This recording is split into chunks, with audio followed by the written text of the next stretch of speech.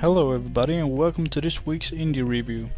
I know that so far I've only done retro reviews, but the reason I'm doing this is that first of all, it's very Super Mario Ghosts and Goblins inspired with a lot of retro flavor to it, and secondly, because there's a game coming out soon called Binding of Isaac by the same developer, so I wanted to get some knowledge of his previous work.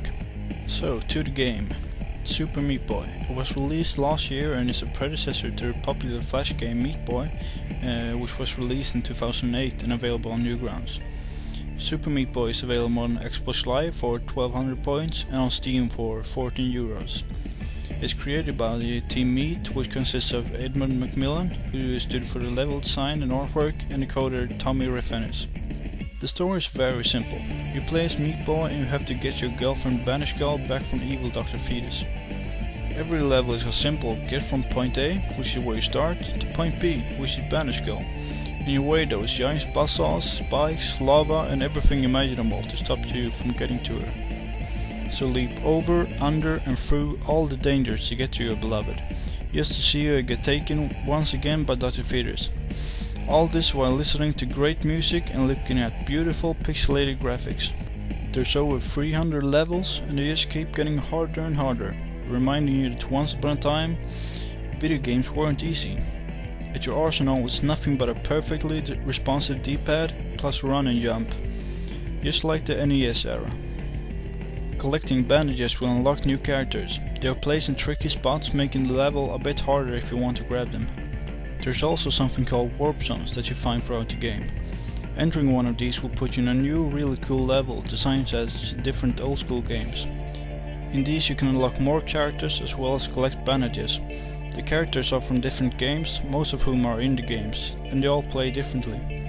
If you complete the level fast enough you will get an A+ grade on it. This unlocks a Dark World version of the level.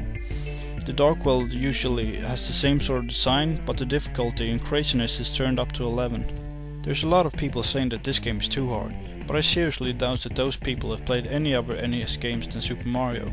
I mean, sure, compared to today's AAA titles, this game is hard as shit. But seriously, your grandma can probably beat most of today's AAA games if you just teach her the controls. The gratitude you get from completing a really hard level is completely lost in today's games in my opinion.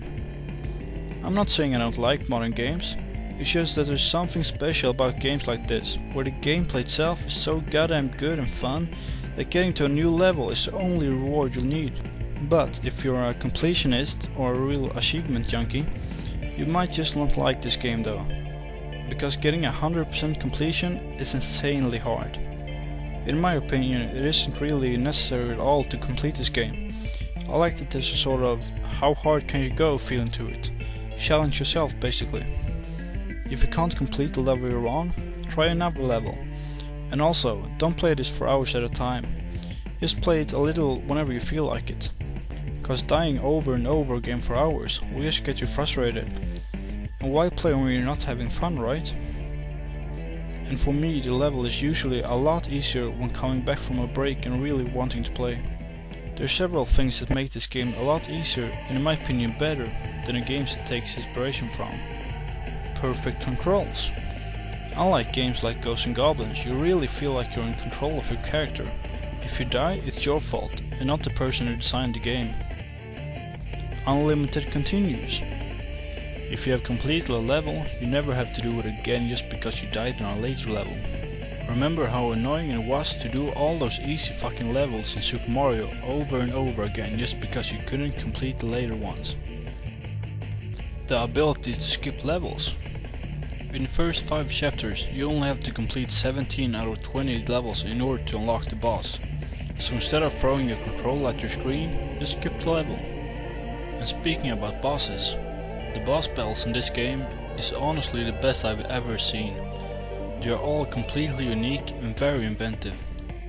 Super Meat Boy was awarded Most Challenging Game by IGN and Best Downloadable Game by GameSpot and Game Trailers, and was also nominated for Indie Game of the Year, but nothing's gonna beat Minecraft. I recommend this game to anyone who likes fast-paced platformers and wants a real nostalgia trip.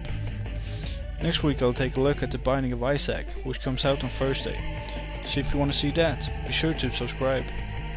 and please tell me what you think of Super Meat Boy, and also let me know what you want me to review next.